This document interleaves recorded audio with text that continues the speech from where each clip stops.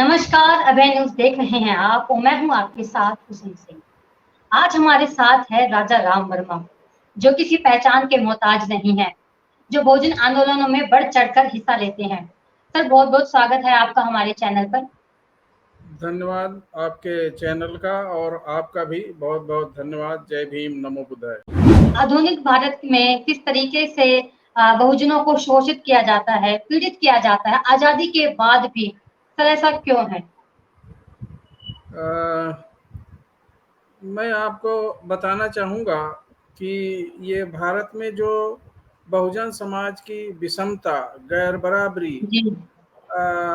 और अन्याय, अत्याचार, शोषण जो जारी है इतने आज़ादी के बाद भी, उसका एकमात्र कारण है बहुजन समाज में धर्म की धर्म के आधार पे जातियों का बंटवारा। जो जातियों का बंटवारा है और ये धर्म के आधार पे है, चाहे वर्ण व्यवस्था है, उसके बाद जाति व्यवस्था है। इसी जी। जाति व्यवस्था या वर्ण व्यवस्था या ब्राह्मणवादी व्यवस्था के आधार पर ही प्राकृतिक संसाधनों का, समाज में जो भी संसाधन है या स्वतंत्रता के बाद राजनीति में सामाजिक दृष्टिकोण से, आर्थिक दृष्टिकोण से, धार्मिक दृष्टिकोण से, चाहे वो शासन प्रशासन में हो, हर जगह इस वर्ग को आरक्षण की सुविधा या इस तरह की सुविधा होने के बाद भी उसे उसका लाभ नहीं मिल पा रहा। यह जो जातियों का बंटवारा है, ये जो धर्म की धर्मांधता है, आडंबर है, पाखंड है, यह समाज इसमें इतना उलझा हुआ है अज्ञानता के बस में कि वो अपनी मुक्ति ही नहीं सोच पा रहा, वो अपनी दास्तां का बयान ही नहीं कर पा रहा है। सर, जब बहुजनों को पता है कि पाखंडवाद से उनका ही बुरा होगा, वो फिर से उसी दलदल में चले जाएंगे जिस दलदल से बाहर निकालने के लिए कितने महापुरुषों ने कुर्बानी दे दी। फिर भी उस पाखंडवाद के जाल में ही क्यों फंसते नजर आते हैं? नहीं, इन्हें पता नहीं है। ये जो हमारे महापुरुष हैं, कबीर हैं, संत रैदास हैं, पेरिया जी। रामास्वामी नायकर हैं, छत्रपति साहू जी महाराज हैं, ज्योतिबा फुले, उन्होंने यही तो कहा कि इस हाँ जी। समाज की विषमता का कारण अज्ञानता है। जी। अज्ञानता के कारण ये समाज पाखंड, आडंबर या धार्मिक जो वो है कर्म कांड है, उसमें उलझा हुआ है। ये कहना कि बहुत शिक्षित हो गए हैं लोग, जागरूक हो गए हैं, लोगों को शिक्षा के दरवाजे खुले हैं, लोगों को शिक्षित किया गया है, जागरूक किया गया है, नहीं। लेकिन मैं तो आज भी मुझे पता है कि भारत के इस बहुसंख्यक समाज या बहुजन समाज के पढ़े लिखे लोग भी, जी। जबकि महिलाएं, सबसे ज्यादा मैं दुखी होता हूं कि जो शिक्षित महिलाएं हैं, अशिक्षित अगर हैं वो इन पाखंड में उलझी हुई तो कोई बात नहीं, जो शिक्षित महिलाएं हैं इस समाज की, वो भी इस पाखंड से मुक्ति का रास्ता नहीं ढूंढ पा रही, इससे मुक्ति नहीं पा रही हैं, इससे निकल नहीं पा रही, इस पाखंडवाद से, इस धर्म के जो जगड़पन है, इसकी अफीम है, इसके नशे से मुक्त नहीं हो पा रही। यद्यपि इनके चाहे पति हों, इनके घर के माँ बाप हैं, कहीं कुछ जो कुछ भी इनको आरक्षण की बदौलत जो सुविधाएं मिली, नौकरियां मिली, जो ये सुख सुविधाएं मिली हैं, शहरों में रह रही हैं, ये इनके बच्चे पढ़ लिख रहे हैं, अच्छे मकानों में रह रही हैं, लेकिन वो सुबह शाम लेके लोटा मंदिरों में और कहीं उसमें सब घूम रही हैं, भटक रही हैं, अपनी उद्धार या अपनी मुक्ति का रास्ता वो मंदिरों में खोज रही हैं, उस देवता जी। को मान रही हैं। वो ये जो बाबा साहब ने, हमारे महानायकों ने के वजह से, इनके संघर्ष के वजह से जो इनको सुविधा मिली है, वो उनको समझ में नहीं आ रहा है। ये अज्ञान है। ये पढ़ी लिखी औरतें भी सबसे ज्यादा, पढ़े लिखे लोग भी सबसे ज्यादा इस आकंठ तक डूबे हुए हैं, इस आडंबर में, इस धार्मिक उन्माद में। तो सर, बहुजन समाज की मुक्ति का पथ क्या है सर? मुक्ति का एक ही पथ है। बाबा साहब ने 11 मार्च 1933 को बम्बई के एक गांव के पास एक बड़ी जनसभा में बाबा साहब ने जो भाषण दिया था वो मैंने पढ़ा। जी। एक बाबा साहब के जीवन चरित्र पे एक किताब है हम्म। जो हमारे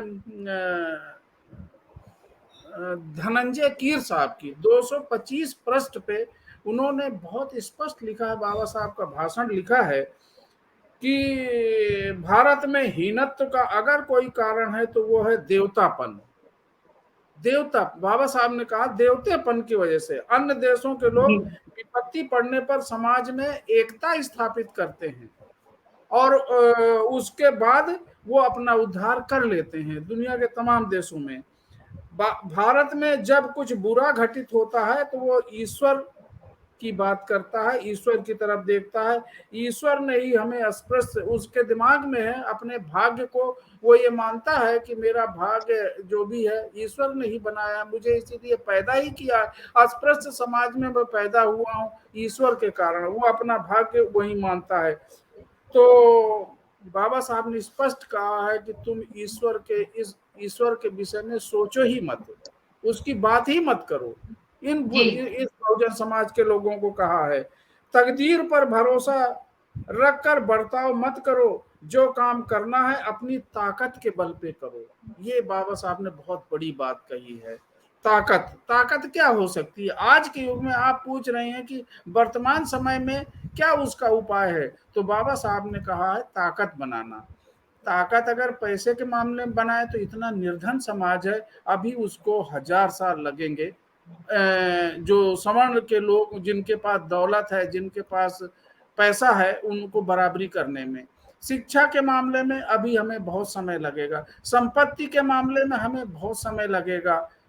तो एक रास्ता बाबा साहब ने बताया है। बाबा साहब ने कहा है कि हिंदू समाज गुलामी में सड़ रहा है, वे अपने उद्धार के लिए ईश्वर की बाट जोहते हैं। मेरा विचार है इस जगत में ईश्वर हो या ना हो, इस पर तुम्हें विचार करने की जरूरत ही नहीं है। और विश्व में जो भी घटित होता है वो मनुष्य का निर्माण, मनुष्य ही उसका निर्माण करता है। तुम्हारा उद्धार कोई नहीं करने आएगा, ना ईश्वर करेगा ना देवता करेंगे। तुम्हारा उद्धार तुम्हें खुद ही करना पड़ेगा। तुम खुद ही सक्षम हो अपने उद्धार में। तुम्हारा भविष्य सिर्फ राजनीति में है, ये बाबा साहब ने कहा है। तो सर क्या ये कह सकते हैं कि बहुजनों की जो हालत आधुनिक भारत में है वो सिर्फ इसलिए है क्योंकि आज भी बहुजन ईश्वर पर विश्वास रखता है? बिल्कुल, जो मैंने कहा कि धर्म की अफीम उसे खिलाई गई है, धर्म के नशे में है वो। और जो कुछ भी अपनी स्थिति, अपनी हालात जो उसके हैं, वो जी। मान रहा है कि ये मेरा ईश्वर की बदौलत है और बिल्कुल। ईश्वर ने मुझे इस जाति में पैदा किया है। मेरा उद्धार केवल ईश्वर ही कर सकता है, उसके दिमाग में ये भरा हुआ है। बाबा साहब ने कहा नहीं, तुम खुद अपना उद्धार कर सकते हो, तुम में शक्ति है। बाबा साहब ने राजनीति को माध्यम बताया है, अपनी एकता, अपनी जो शक्ति पैदा करनी है। ये समाज गुलाम क्यों है? ये समाज असंगठित है, संगठन में बड़ी ताकत होती है। बाबा साहब ने बार बार कहा कि संगठित हो, अपनी ताकत को पहचानो, अपने एकता पैदा करो।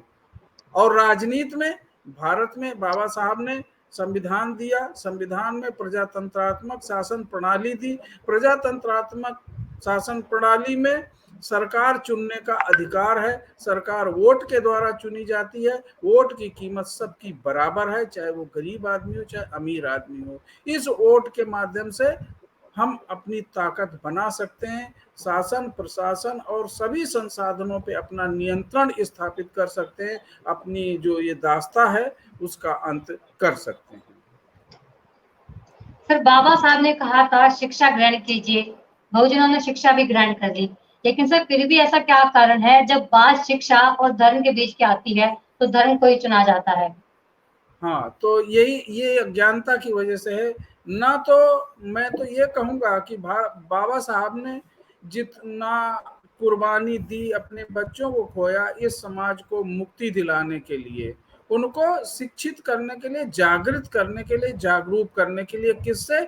उस कुव्यवस्था से, ब्राह्मणवादी कुव्यवस्था से जागृत करने के लिए शिक्षा की बात कही, जागृत होने की बात कही।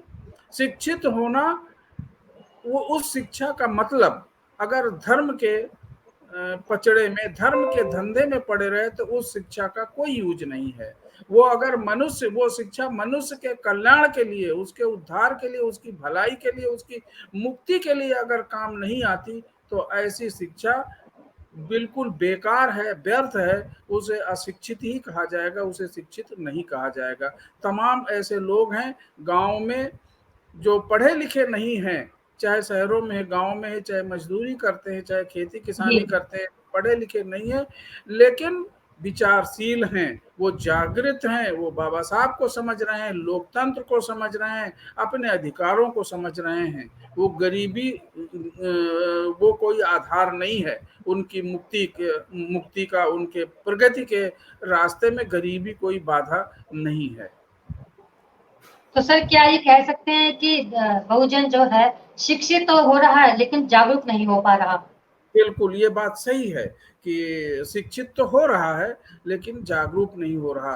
बाबा साहब ने जिस शिक्षा की बात कही थी, जिस जागरूक होने की बात कही थी, वो हमारे इस बहुजन समाज के जो पढ़े लिखे लोग हैं, जो बाबा साहब को समझ पाए हैं, जो जी। हमारे महानायकों को समझ पाए हैं, ये उनकी जिम्मेदारी बनती है कि जो इस पाखंड में, अंधविश्वास में या ईश्वरवाद में डूबे हुए हैं, उनको मुक्ति का रास्ता दिखाएं, उनको एकत्रित कर, उनको समझा बुझा के, उनको जगह जगह अपने जागरूकता के माध्यम से उनको जागृत करें।